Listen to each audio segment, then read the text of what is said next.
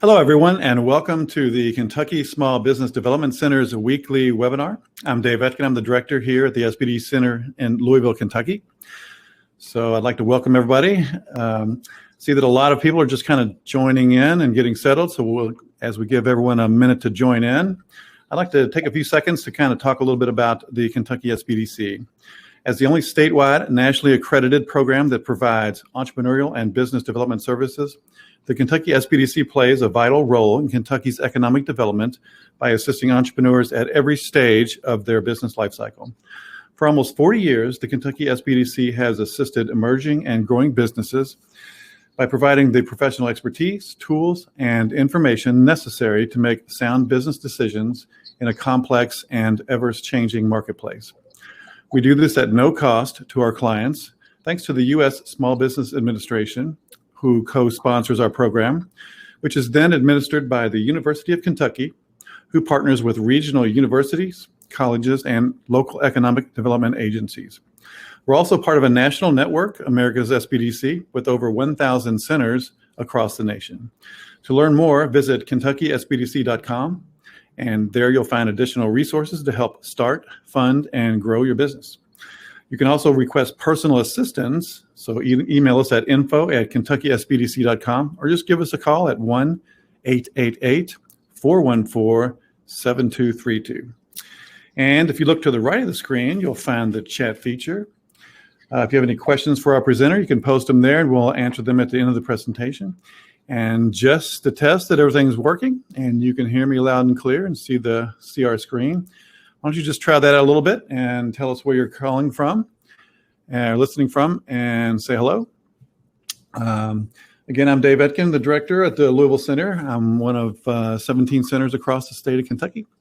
And so I'd like to welcome today our speaker, which is Amanda Sellers. She is a senior staff writer for HubSpot's blogging team and an inbound marketing expert.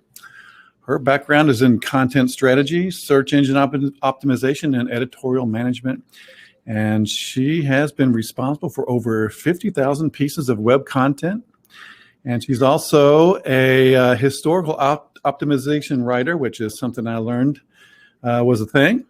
And she is great at enhancing existing blog posts and emails to perform even better. So welcome, Amanda. It's good to see you again.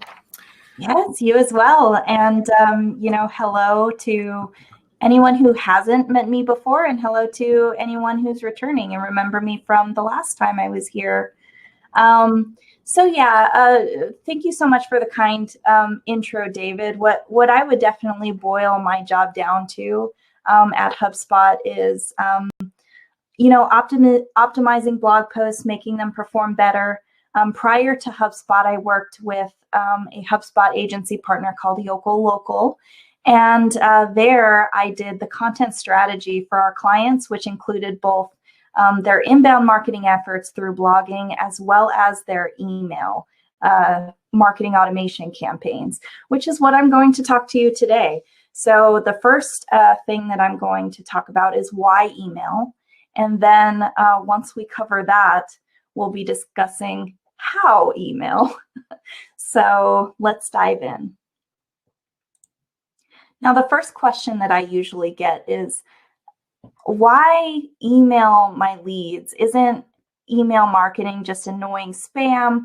Aren't they always going to, be irritated with me by how often I show up in their inbox?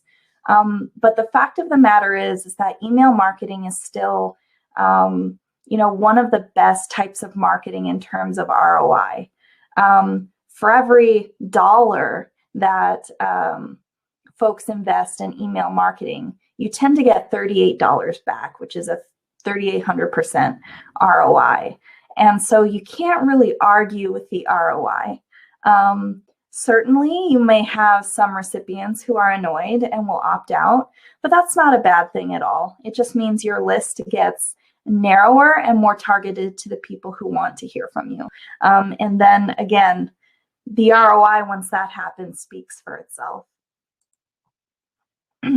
Now, that annoying spam tends to come in, one particular form, which is I'm sure you've all had the emails before. You accidentally sign up for something and then a brand just pummels your inbox every single day with the same coupon or buy, type of emails. That may work for some brands. Typically, that's not what I'm talking about, though, when I talk about email marketing.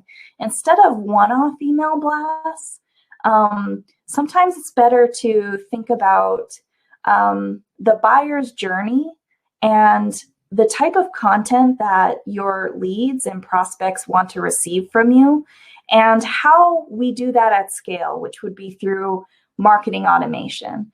So in essence, instead of email blasts that goes out to everyone in your database, how can you ensure that your leads get the right message at the right time? And how that's done is through marketing automation. So marketing automation is essentially a campaign of emails that are triggered by a triggering event, such as someone opting into your site or completing an action of some kind or meeting a certain criteria.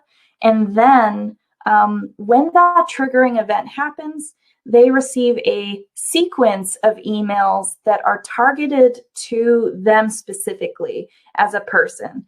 So essentially, instead of that email blast that goes to the entire database, they receive a sequence of emails that is tailored to who they are, what segment of the database they belong to, what action it was that they completed. And with email marketing software, you can actually schedule emails to send automatically so that you, as the email sender, are not constantly pressing the send button yourself.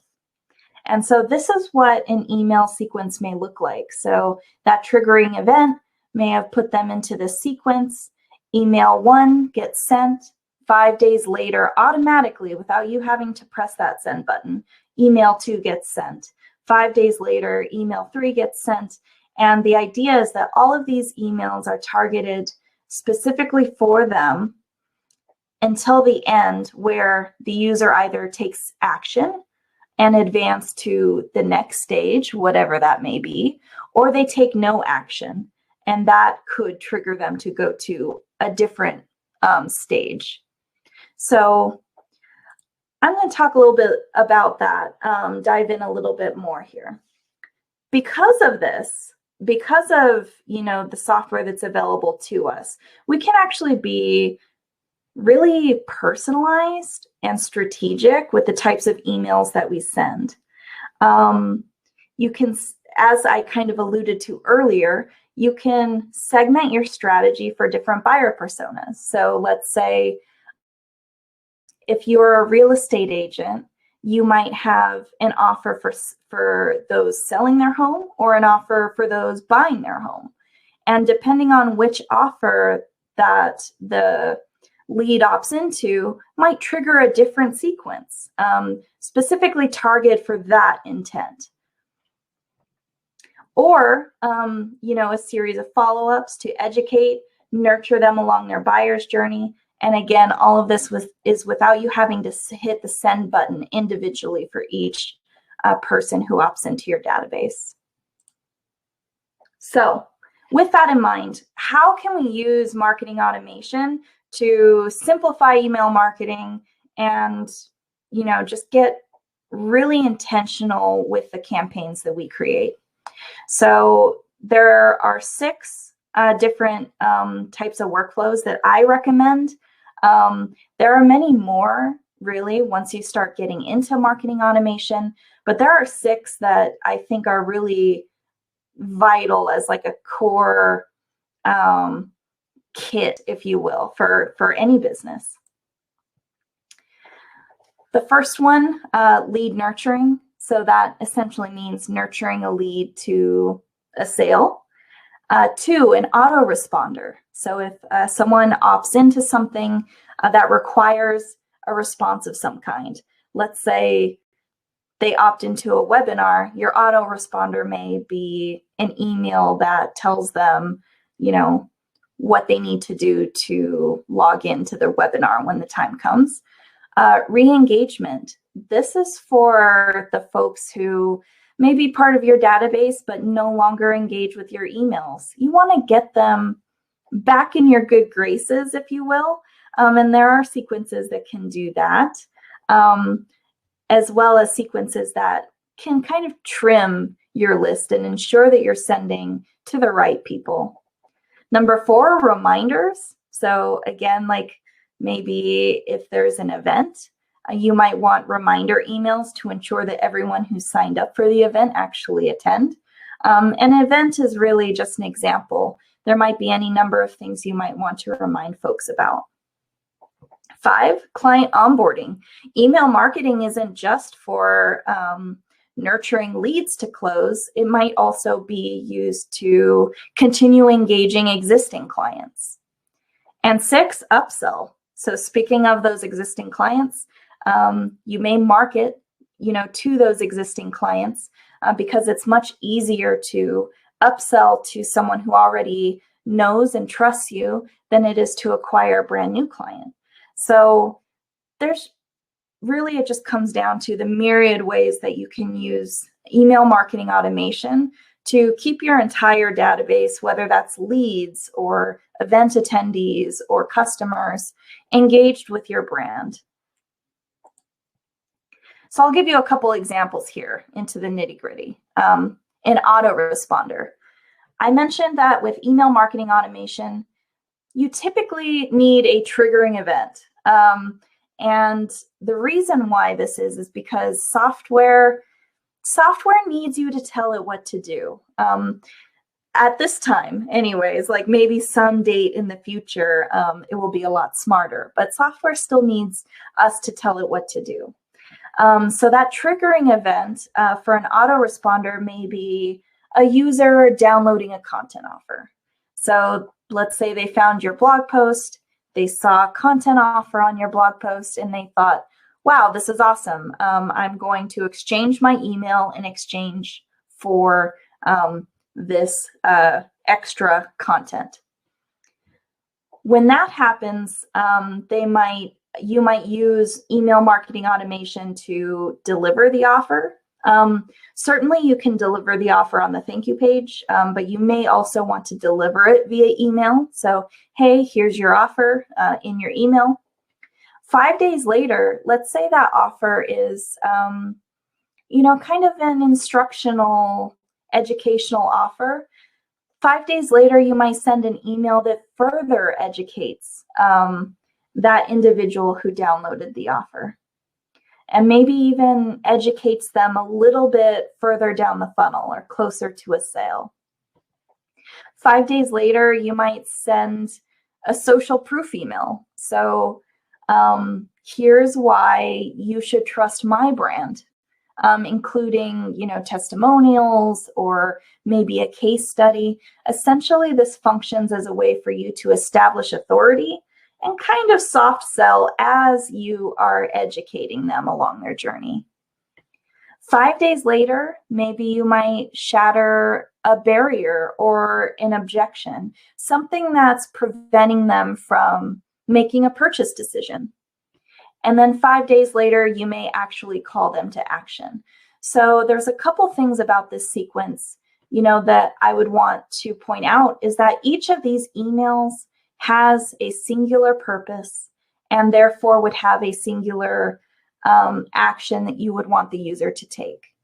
You wouldn't want to ask them to do too many things in one email, because when you ask someone to do too many things, they end up doing nothing. So each of these emails has a specific purpose. And the second thing that I would call out here is that we're not calling them to action immediately when we have them download the offer. We take the time to establish a relationship first, and giving them, in particular, education up front in order to earn their goodwill and establish that relationship. So it's not just about me, like some email marketing campaigns can be. So once these emails have triggered and the recipient has received them, two things can happen. Either the user takes action and then we categorize them as a sales qualified lead, and your business then does whatever your business does with sales qualified leads, whether that's handing it off to a sales rep or maybe another kind of email sequence, whatever that looks like. Or they take no action and they become unengaged. And maybe you put them in a list for, your newsletter or something maybe a little lower touch, or eventually remove them from the list in general, because you don't want to be sending emails to a bunch of folks that never open them.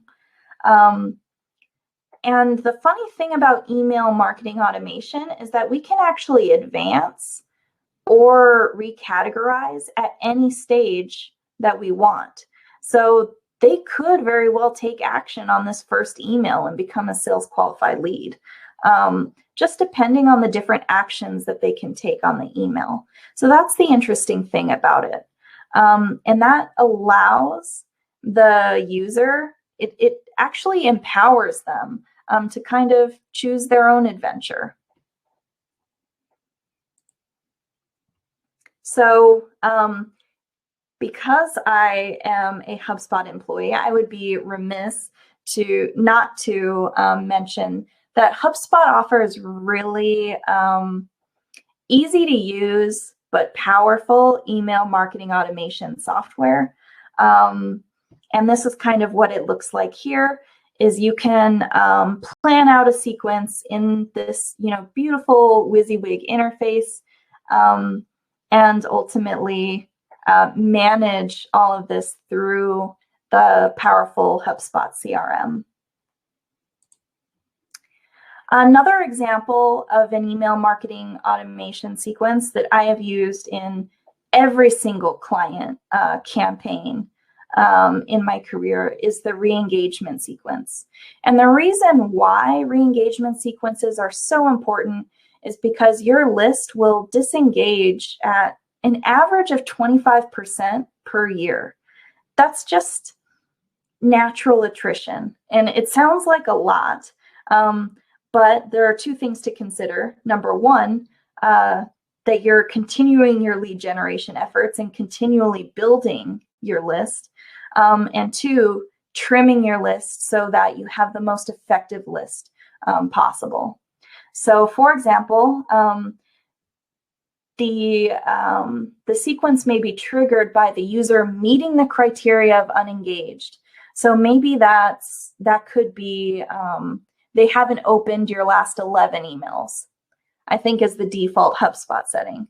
But that criteria can be designated by you. So what you would have to ask yourself, what must happen for me to consider a user to be unengaged? So let's say they meet that criteria. This is the triggering event. Meeting the criteria is the triggering event, which launches the sequence. The first email might be a "we miss you" email, like come back to us. Is there something that we've done wrong? Are you in the wrong list? Are you not enjoying our content anymore? The next email might be an update on what's going on. Presumably, if they're unengaged, they haven't opened your emails in a while. There might be a lot of exciting things, a lot of exciting information that they have missed, and they may want to hear about. Now, there's a reason why they became unengaged. So the third email might be an incentive to come back. So particularly useful for e-commerce brands, for example, might be a coupon or an offer of some kind that's more dramatic than the typical offers that you provide your audience. Something really big to say, hey, this is the last ditch effort. You don't want to miss out on this special offer. And that gets them into the habit of either buying with you or engaging with you again. You may also want to ask for feedback. Is there something else that we can do? Is there other content that we could provide that you would be interested in? And then the final email may be a call to action. It's the do or die moment. Do you still want to be on our list or not? And if they don't want to be on their list, there's actually no reason for you to keep them on your list. So you remove them. This keeps your list healthy and your data accurate. You don't want the empty accounts that are not engaging with you to be skewing your data. And it actually looks bad from an email service provider standpoint when a brand is sending emails to a bunch of people that never open them. They may decide to start putting you in the spam folder or, the promotions folder, where you'll get even less deliverability even to the people who do engage with you. So ultimately, it's a good idea to keep your list healthy, your data accurate by removing these unengaged folks. Or the user may have taken action on any of these emails, in which case you would take them out of the unengaged or out of the re-engagement sequence and put them into a sequence that's more appropriate for them now that they are engaged again and reading emails. So this is what that might look like. Notice down here, the yes and no. Basically, this is an if-then statement. HubSpot email marketing software has robust if-then type of functionality to really, again, help you personalize the journey for your users so that they're empowered to choose their own adventure and get the right message at the right time. Here's another example, a segmentation campaign. I ran a segmentation campaign once for a client who had a massive list, but didn't really have a lot of information about any of the users on that list. And so in order to really personalize emails, we needed a way to categorize them into different buckets so that we could send the right emails. And one thing that we did was we created a survey, and depending on their answers to the survey, would pull them into a sequence that would categorize them as the correct buyer persona. So here, the triggering event is that they answered the survey with a particular answer, and based on their answer, we were then able to categorize them and then send them the emails that made sense for that category. So marketing automation is not just limited to email, it's also limited to good data. Not limited to, but it can also help you maintain your database and have good data, which is really important both for marketing and sales functions. You may also do a triggering criteria for an event. Let's say you manually upload a list of people who decided to come to your event. And then you can say the event is on, let's say, February 7th, and we want to remind them that the event is in 14 days. We want to remind them that the event is in 5 days or 2 days. Again, just reminding them to ensure that you get the most participation out of the attendees that said they would come. And so those are, just really good examples of marketing automation campaigns you can run, as well as how you would implement it within HubSpot specifically. Now, I want to real quick talk about just email best practices, and specifically one best practice. I think the real key to successful email marketing, other than ensuring that you're sending the right message at the right time and to the right people, but is also how you send that message, in specifically the subject line. So as I mentioned earlier in the presentation, we sign up for things, we get things in our inbox blows up. This is a real screenshot from someone I know with 14,000 unread emails. So how in the world do we ensure that our message is heard through all of the noise? And that's with the subject line. If no one opens your email, no one's going to read your content or engage with it. And so that's why it's so important to craft a subject line that gets the audience's attention. It's the gatekeeper. And there's even a statistic that says that 35% of email recipients open email based on the subject line alone. And that doesn't even account for the people who might open it for the subject line and another reason. So the subject line is just hugely important in order to get our messages read. So what makes a good email open rate? So an email open rate is the primary metric that I would measure the success of an email marketing campaign. So the open rate is the number of people who opened the email divided by the number of people that you sent the email to. And a good rate is actually around 25%. That sounds a little depressing, that only 1 in 4 people are going to open a particular email. But that's really kind of a good benchmark, considering that, again, some emails may end up in spam or the promotions folder. Some people may not, read all emails from a particular brand. So a good benchmark to kind of shoot for is 25%. If you send an email with a 25% open rate, you know that you did, okay. Now, this average can vary. The health of your list may be a factor. If your list isn't healthy, getting to that 25% or higher may be difficult, and it's time to start trimming those unengaged folks, like I mentioned. The context of the email being sent. You may actually find that there are some emails, that recipients are expecting that might skyrocket in open rate. Let's say an email, the first email, to help them prepare for an event, might have a higher open rate than a normal everyday marketing email. Your industry, there are some industries that have higher open rate benchmarks. For whatever reason, that particular audience is more engaged than other audiences. And really many, many more factors. But again, the 25% benchmark is still helpful. Now I'm going to talk about different best practices for creating a headline that people open. The first one is to be conversational. Contacts tend to resonate with subject lines that speak directly to them, almost like you would a friend.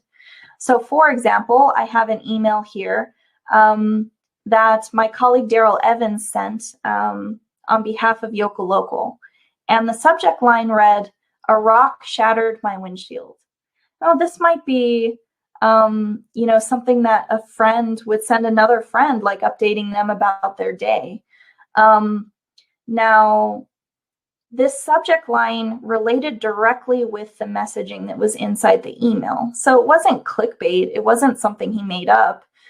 This email was about the sales process for an auto body shop and what someone could learn from that sales process.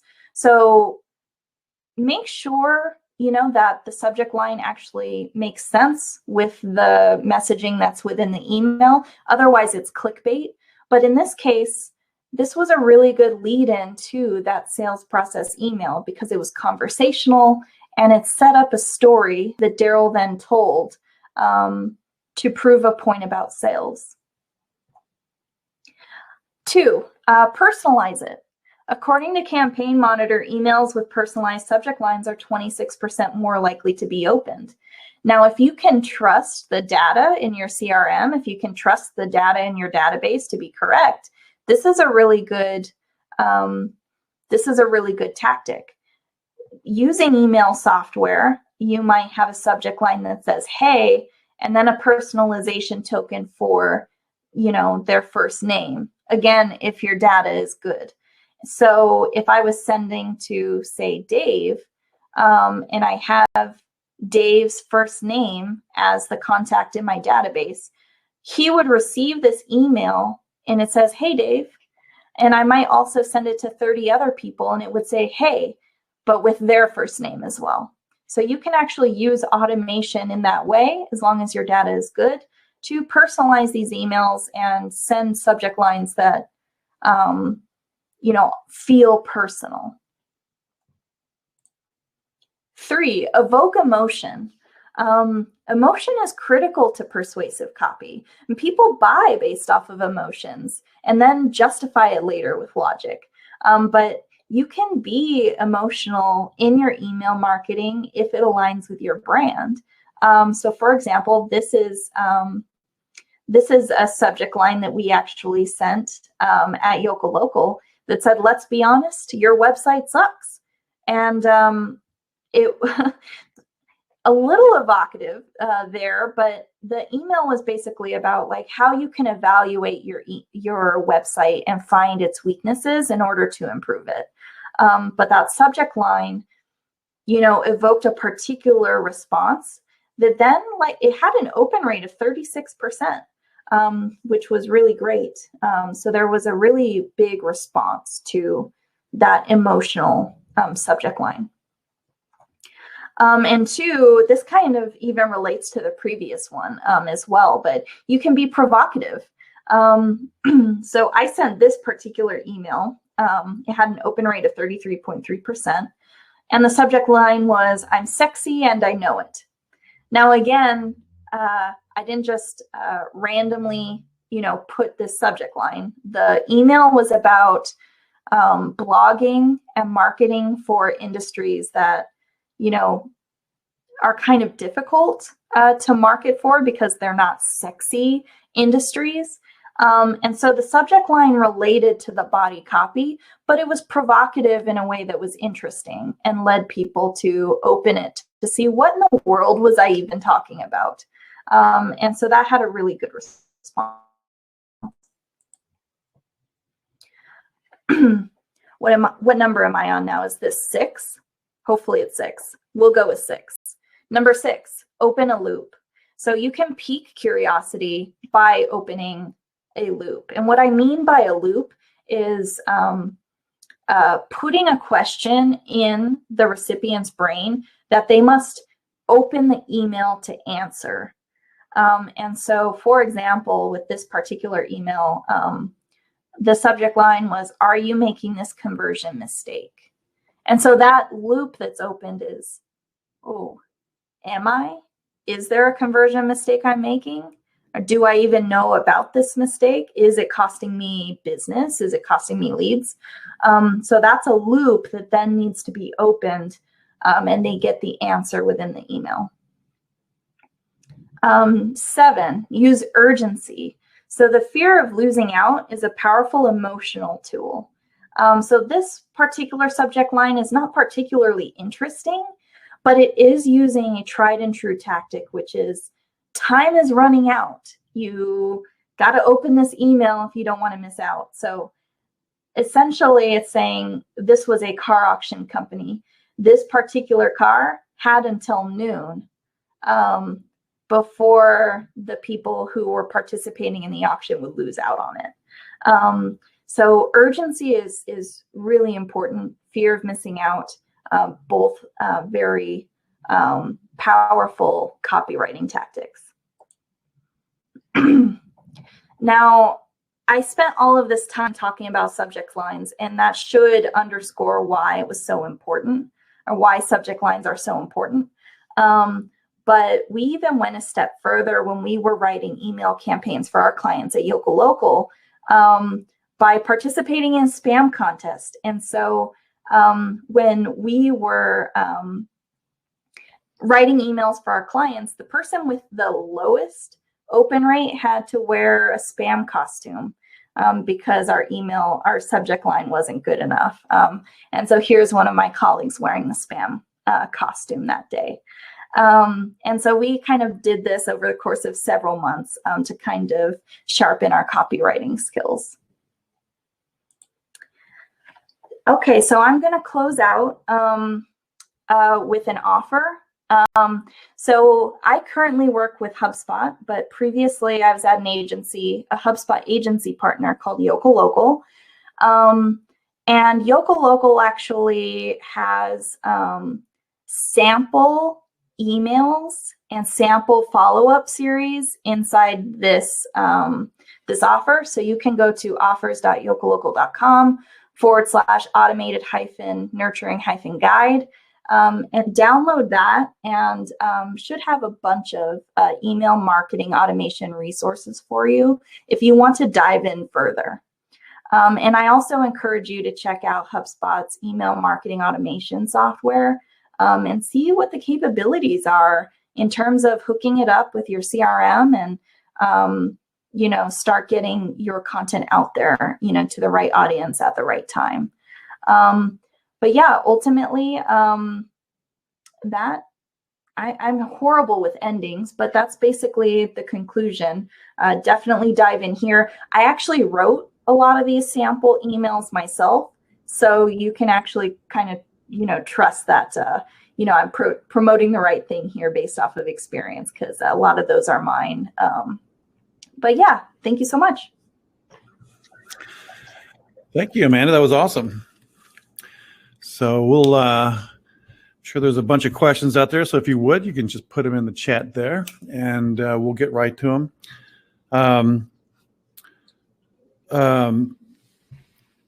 I do have a question about, I'm a little unclear about how the, well, let me back up before I even ask that question. Just at a basic level, I liked how you laid out your flow charts on this. And just from a real granular question, when you guys are getting together to work out a campaign, do you start with a blank wall and flow chart it out on a wall? I mean, what is step one when you're starting to do that? So for me, it starts with the buyer persona, as does a lot of marketing decisions. But the real key thing that I look for is sales cycle. So like, how long from, let's say, the awareness stage of the buyer's journey does it typically take someone to get to a sales decision?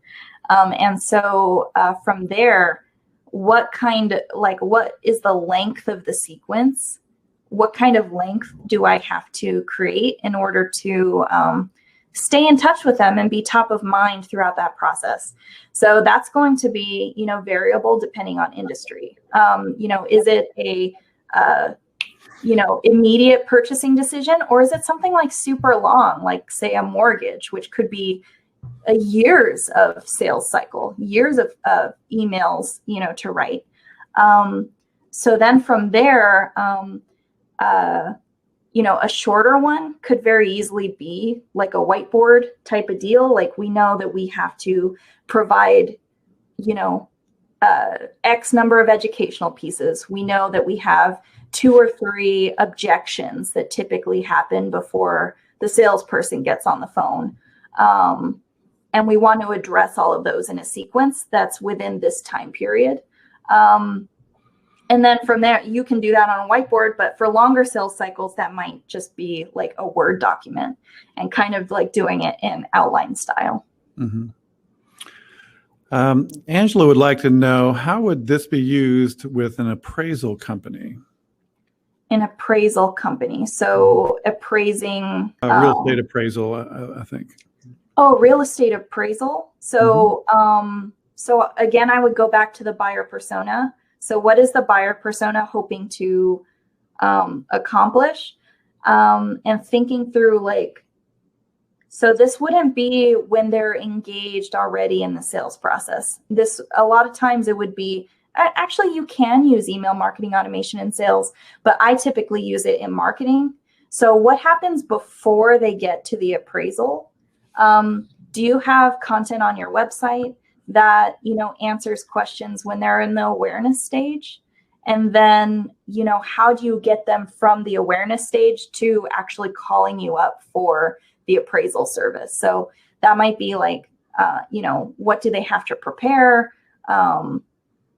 Different like content, like in the awareness stages, and then nurturing them to call you. So it's sort of like trying to take them from A to B, if that makes sense. Okay. If you don't have much of a list, how do you start to build a list and then dovetail that with this automation? Yeah, so building a list can happen through inbound marketing efforts, which might include search engine optimization, blogging, social media. It could be, you can build a list through paid efforts. So PPC, like Google ads or paid social media ads. Also, just it can be built even manually. So what does your network look like? Can you get your existing network to opt in to your communications? So for example, like this webinar right now, assuming that you all had to sign up for the webinar, so anytime like you put on an event, getting people to sign up, really it's sort of an exchange. What are people willing to give their email up for? And then you provide them that in exchange for giving up their email. Okay. Here's another kind of specific question. If you have it's a restaurant, so if you have a pickup only restaurant, how would you use email marketing with your restaurant customers? Yeah, that's fantastic. So I haven't really worked too much with restaurants, but I've seen Yelp campaigns and the like work really well. So it might be, you might offer, a free soda or a free appetizer, something like really low cost on your business, and leverage an offer like that in exchange for being on the email or in exchange for leaving a Yelp review or whatever the case may be. But certain things like that work really well for restaurants, I found. Okay, thank you. When you were talking about on your flowcharts, on your yes or no kind of the decision tree, basically, at each step is the decision based on whether they open or not? It might be open. It could be click. Really, it's going to depend on your strategy, but and the limits of your software, your automation software. But I've done ones where if they haven't opened emails in a while, might be the trigger. So have they not opened emails? I've also done ones where I might send a different email if they didn't open. I might send a different email if they opened and didn't click. I might send a different email if they opened and click. So you can make like multiple like trees depending on their actions. Though something that I've found, even though you can get really, really specific, I found, keeping it simple as possible ends up working the best. Mm-hmm. There's no point in like overcomplicating your workflow, but really kind of just deciding like how is it different if they didn't read my email versus if they did, can be helpful. But yeah, it really just depends on your strategy and what you're wanting to communicate and how. Okay. Lisa says, will this work for selling a hairline website? What do I have to do to get started besides getting emails? Yeah. So it would be, if you think that there is a long buyer's journey before the sale, is when email marketing automation works for marketing. So if there's a lot of consideration before they sell. So basically, if it's an impulse buy, then you don't really have a lot of lead time to establish a relationship. But if it's not an impulse buy, then yes. If there's like a lot of research that the buyer persona must do, then you can target them on the search engines, on social, and really it's exchanging an email in exchange for something valuable that they want. That's how you build your database of emails. But even for impulse buys, you can also use email marketing automation on the back end for your customers. So whether that's asking for testimonials or asking for referrals or upselling them on another service, you can do marketing to your existing customers as well. So it really kind of depends on your buyer acquisition model, like how do you get business, and then adapting the marketing automation and email marketing to suit those needs. But again, like inbound efforts can help you get more emails, as with paid ads efforts and manual database building as well. So it sounds like really the key to this good email marketing is kind of list segmentation. Yes, absolutely.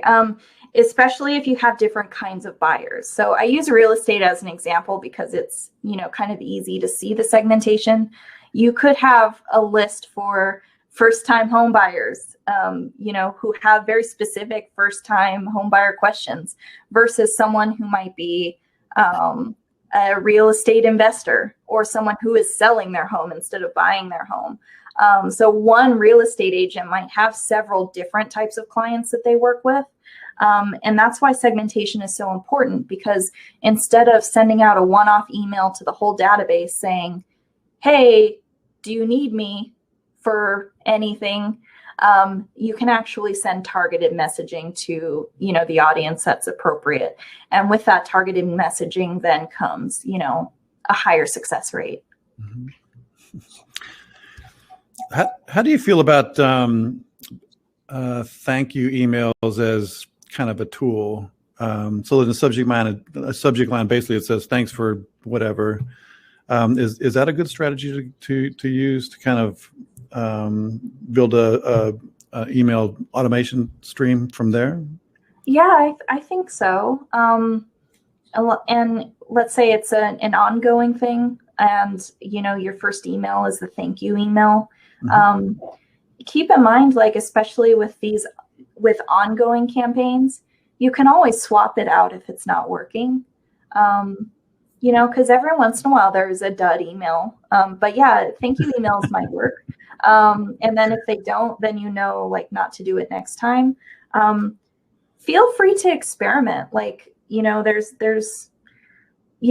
a lot of opportunity in trying different things out and seeing what works for your specific audience. Mm-hmm. Speaking of dud emails, did you ever have to wear the spam suit? I thankfully did not. So we, and I had a little bit of an edge since I was the primary email marketer on the team.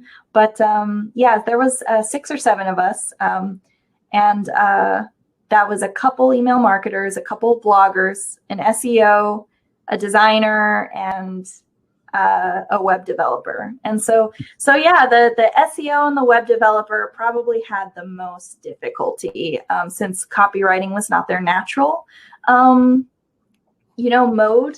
Whereas the people who were native to email, had an easier time of it for sure.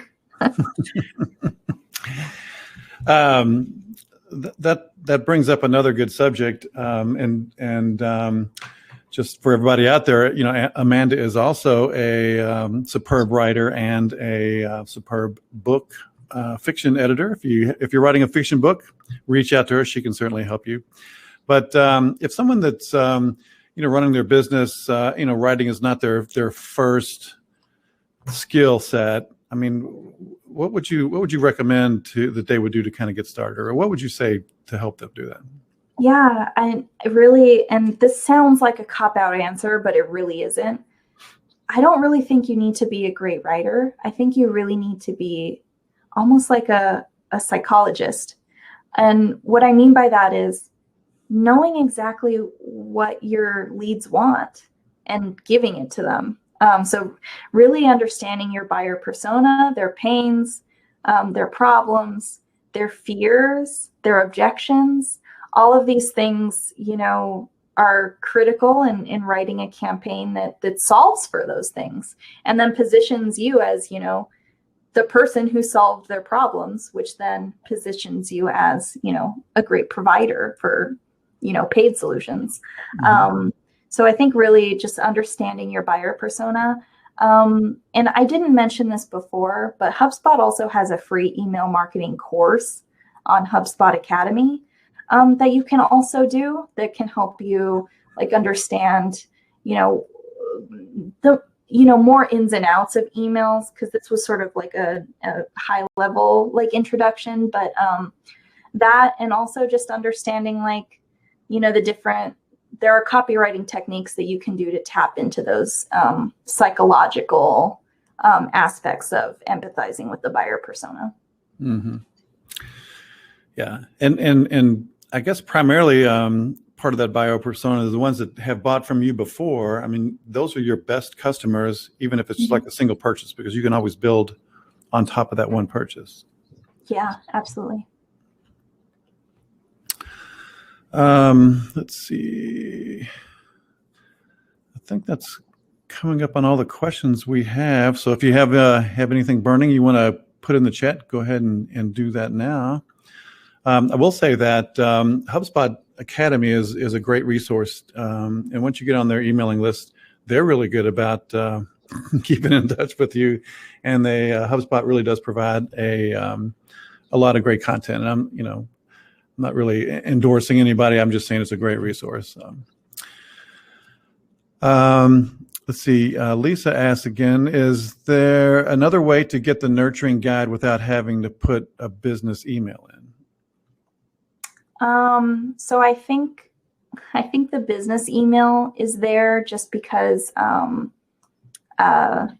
people put, fake emails into that box quite often. Mm-hmm. So I would say no, unfortunately. But I don't know. You could always reach out to Yokel Local and see if they would provide it if you don't have a business email. But yeah, it's really a kind of like a limitation of the system with how buggy it was being when people were just typing random things in there. Right. Is there a way that people can reach out to you directly? Yeah. asellers@hubspot.com is my email address. Happy, to answer any follow-up questions if need be. Yeah. Angela wants to know, is HubSpot Academy free? HubSpot Academy is free.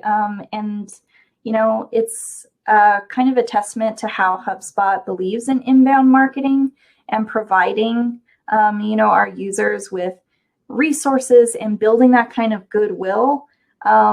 Because, let's say marketing software, it isn't really helpful unless people know how to do marketing with the software. And so HubSpot provides a ton of free resources in addition to Academy, but blogs,